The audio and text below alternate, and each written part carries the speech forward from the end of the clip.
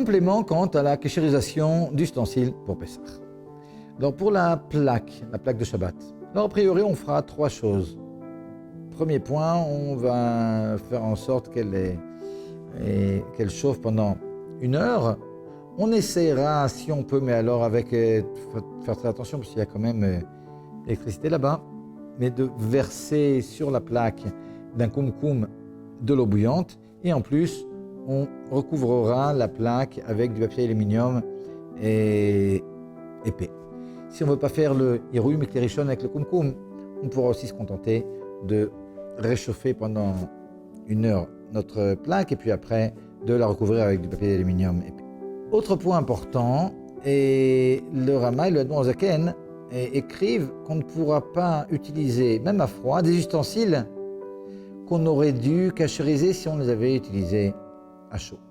Par exemple, si j'ai un ustensile, une casserole que j'ai utilisé pour faire des pâtes pendant l'année, un truc comme ça qui est chametz, mais je ne veux pas le cachériser, mais je me dis non, mais je vais l'utiliser uniquement pour mettre des fruits pendant Pessah. Ça sera interdit d'après le Rama et le Admor Zaken. On craint qu'on vienne à l'utiliser d'une autre façon, donc c'est interdit, on ne pourra pas le faire. Autre point, un ustensile pour lequel on ne pourra pas faire comme il faut le liboun, c'est-à-dire le cachériser au chalumeau, on n'aura pas le droit de le cachériser au chalumeau, même si on fait très attention. Et j'explique.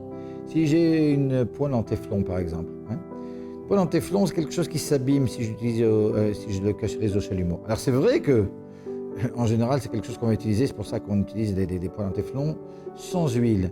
Donc c'est quelque chose qui nécessite absolument un liboun, c'est-à-dire une cachérisation au chalumeau. Or, le matériau est tel qu'il va se détériorer si j'utilise le chalumeau. Alors quelqu'un peut me dire, bon, c'est pas grave, au pire, ça se détériore, ok, c'est une vieille poêle. Ou bien dire, non, je ferai attention.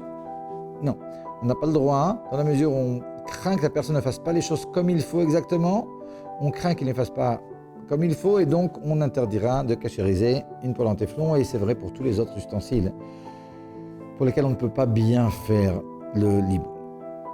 Quand je prends un petit ustensile et une petite casserole par exemple, que je veux cachériser, alors j'ai toujours 2 options.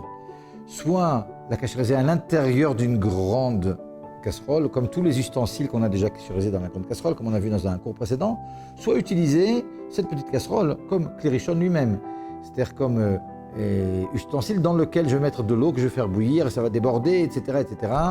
Et pour le cachérisé, comme on avait cachérisé la grande casserole. Pour ce qui est du freezer, il faut faire attention. Il faudra absolument les hafshir.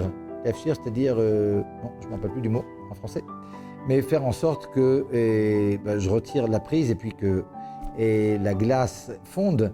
Parce que souvent, sous la glace, on trouve des miettes, on trouve des brocasses, on trouve toutes sortes de surprises. Donc, il faut faire attention à ça. Et on a l'habitude de recouvrir à l'intérieur du réfrigérateur. Évidemment, on va bien le nettoyer, etc., avec du produit détergent, etc. Mais on a l'habitude aussi de recouvrir toutes les parties du réfrigérateur, y compris les bacs dans lesquels on va mettre les fruits et légumes. C'est important. Et on ne peut pas maintenant expliquer en détail pourquoi, mais il y a une importance à ce point-là.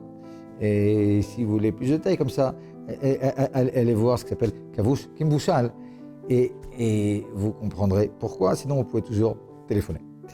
En ce qui concerne le micro-gales, le micro-ondes, chez Chabad, on ne le cachérise pas dans l'année, alors a fortiori, sûrement pas pour Pessah. Et le lave-vaisselle non plus. Ouais, il y a à l'intérieur toutes sortes de pièces comme ça qu'on peut peut-être pas bien cachériser, donc on ne va pas cachériser de la vaisselle pour Pessah. Et enfin, quelque chose qui est important. On a déjà dit plusieurs fois que les ustensiles qu'on va cachériser, il faudra ne pas les avoir utilisés pendant les 24 heures qui précèdent. Il y en a qui vont vous dire non, mais au pire, c'est pas grave, on peut les cachériser, on met un peu de savon à l'intérieur de l'eau, et même si on les utilisait avec du chametz dans les 24 heures qui précèdent, on pourra le cachériser. C'est pas tout à fait vrai.